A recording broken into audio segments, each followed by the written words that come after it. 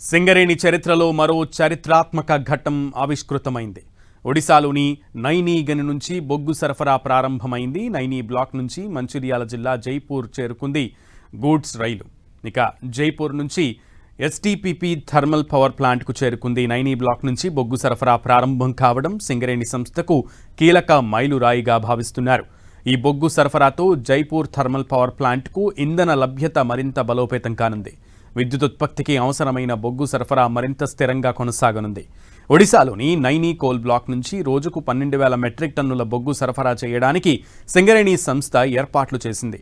ఏళ్ల తరబడి కాగితాలకే పరిమితమైన ఒడిశాలోని నైనీ బొగ్గు బ్లాక్ కాంగ్రెస్ ప్రభుత్వ చొరవతో ఎట్టకేలకు కార్యరూపం దాల్చింది. రాష్ట్ర ప్రజల విద్యుత్ అవసరాలను తీర్చడమే లక్ష్యంగా ఒడిశా నుంచి తెలంగాణలోని సింగరేణి థర్మల్ విద్యుత్ కేంద్రానికి తొలి బొగ్గు రైలు విజయవంతంగా చేరుకుంది.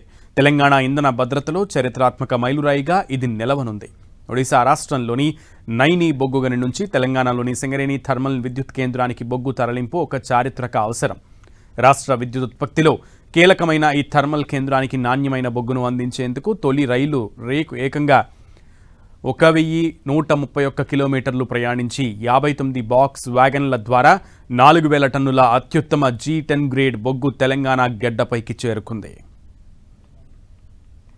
సింగరేణి తన ఉత్పత్తిని పెంచుకోవడమే కాకుండా సింగరేణి ఇంకా అనేక రకాలైన కొత్త నూతన బ్లాకులను తెచ్చుకోవడం కోసం చేస్తున్న ప్రయత్నానికి రాష్ట్ర ప్రభుత్వం పెద్ద ఎత్తున సహాయ సహకారాలు అందిస్తూ భవిష్యత్తులో ఇంకా కొన్ని బ్లాకులు పొందడానికి ఇప్పటికే మనం తాడిచెర్ల బ్లాక్ని పొందాం.